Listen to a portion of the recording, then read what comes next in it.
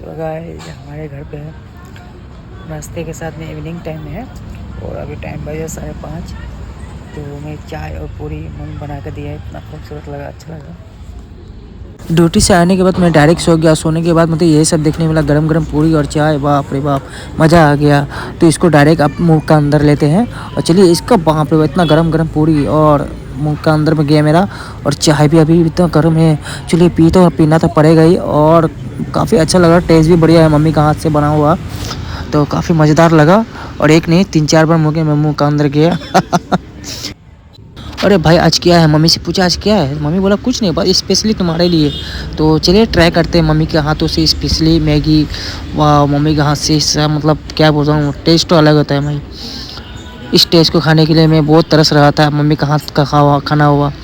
वाह अच्छा लगा। और देखिए अभी भी बचा हुआ है, तो इसको पूरा ख़त्म करते तक, तब तक लिए बाय बाय।